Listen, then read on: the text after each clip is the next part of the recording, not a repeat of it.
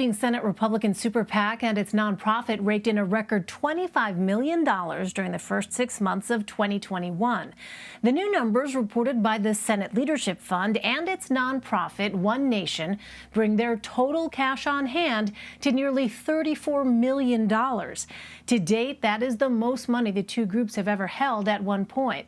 A representative for the groups called the haul a reflection of Republican concern over Democrats' quote, economically risky agenda, and said it's a sign of enthusiasm going into the 2022 midterms. Republicans are hoping to take back control of both chambers of Congress.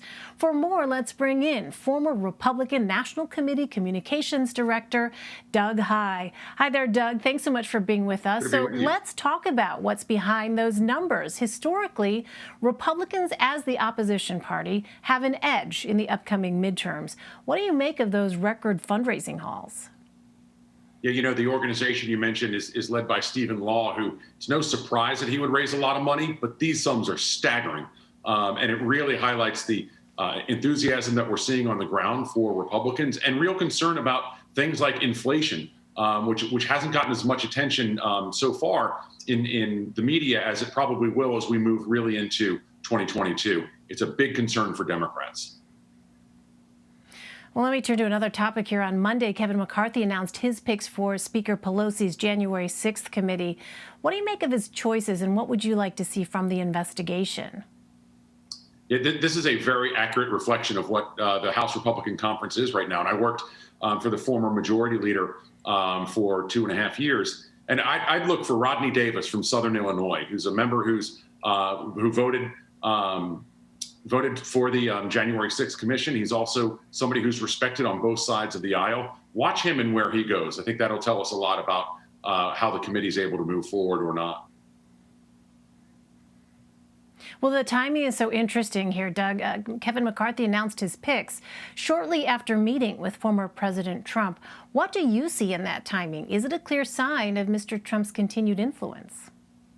Yeah, no question about it. You know, as somebody who admittedly as a Republican didn't support Donald Trump in either of his two elections, I can't deny that he's the center of gravity for the Republican Party right now. I wish that weren't the case, but the fact that, you know, Kevin McCarthy is going up there again to visit with Trump really demonstrates how true that is. Hopefully Republicans will be able to wean their way off of Donald Trump, but they know that having his support in the midterm elections is going to be paramount.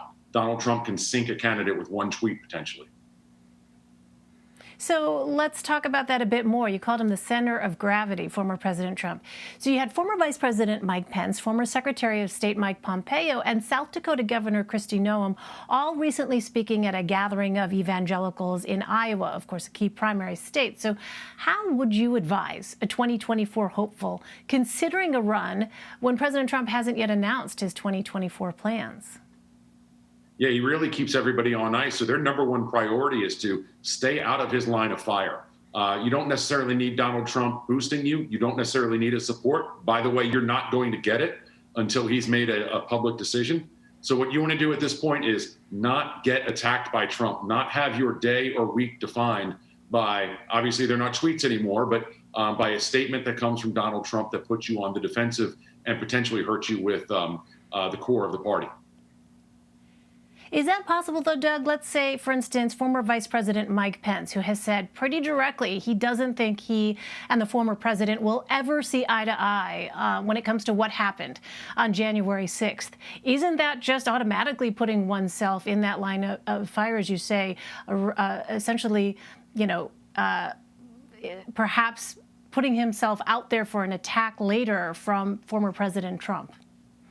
I think if there's one thing we've learned about Donald Trump is that you don't score points with Donald Trump. He only takes points away one at a time. Certainly with Mike Pence, he has to be careful in what he says about January 6th. He obviously had a very personal experience on that day inside the Capitol. And if you look at what his criticism is, it's a very mild criticism. He's not saying Donald Trump is wrong. He's not necessarily criticizing the former president. He's saying, we may never see eye to eye on this. This is about as mild a critique as you can make in politics today. Let me ask you about Texas. We saw, of course, those Democratic state lawmakers flee to D.C. in order to prevent a quorum needed to pass voting changes. What position are Texas Republicans in, and who comes out on top in that particular scenario, you think? Well, it's going to be one long game of chicken. I think what we'll see with Republicans and Democrats in Texas. Right now, this, I think, politically in the state favors Governor Abbott. You know, he's the one who can call them back into session, which they may or may not do. But ultimately, you're going to have to make some movements on funding the government. And so if the Texas government is essentially going to have a shutdown, that won't be on the back of Governor Abbott. It potentially would be on the back of Democrats who refuse to show up. And so they're certainly playing, the Democrats are, to their base right now very well, and a lot of positive coverage in the media. But the governor's the one who potentially has the leverage here. And that's something that shouldn't be lost sight of. We've also seen, Doug, issues related to the so-called culture wars featuring heavily in the arguments that we'll be hearing leading up to the midterms. How do you see Republicans and Democrats broaching this topic of political correctness, as some call it wokeness, moving forward? Yeah, you know, the one thing I hear so often when it comes to talking to folks, you know, back home in my home state of North Carolina, for instance, is their real concern about the defund the police messaging. It hurt Democrats certainly last time. And as Democrats are now arguing amongst themselves, well, what that really means is, the old rule in politics is that if you're explaining, you are losing. And that's the case that we see so often now with Democrats who are going much further to the left than a lot of them might want to. And then in the meantime, they still have to be careful of these very real economic issues. Can't state enough how much people are hurting when they go to the grocery stores, when they go to the gas stations, and all other kinds of, the price of lumber, for instance, where we're seeing steep rises in daily cost of living for Americans. And that's got to concern the Biden administration and Democrats in Congress. I want to ask you more about the economy in just a moment, but going back to the issue that you just mentioned, defund the police, you know, we've been seeing rising crime rates in cities across the country.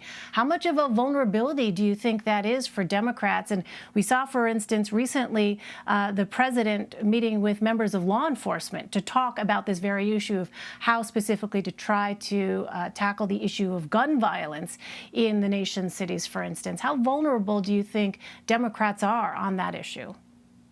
Yeah, outside of economic concerns, I would say it's probably should be their number one concern.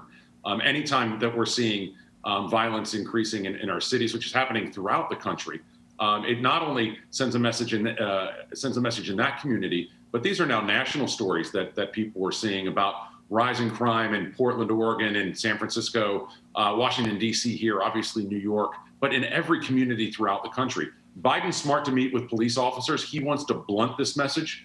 But as we've seen in past elections where Republicans were often defined by their more extreme candidates, the defund the police message is a real vulnerability for all Democrats on the ballot in 2022. Doug, I'm wondering, you mentioned inflation as well a moment ago, and as we watch the prices of consumer goods rise and the White House try to fend off inflation concerns, as a Republican, what do you see as sort of the messaging that should, you think, be in place for Republicans moving forward, given that there are a host of other issues that we've been seeing, like those culture war issues, other issues on the horizon as well, but we know that history has shown us that bread and butter issues, kitchen table issues, are very much what voters pay close attention to. Yeah, you're really seeing two kinds of messaging come from Republicans right now. One, on the more, say, Trump acolyte scale, is all about the culture war, all about things like critical race theory and so forth. And that may work with your base. But if you want to convince swing voters, if you want to convince moderate voters that they should support your ticket, your candidacy in 2022, if we have bad economic news in America a year from now, if we're still talking about inflation a year from now, higher unemployment, people not being able to go back to work, or businesses not being able to hire people, that's the message that Republicans should drive home. Doug Heye. Doug, thanks very much for sharing your perspective with us. Anytime. Thank you.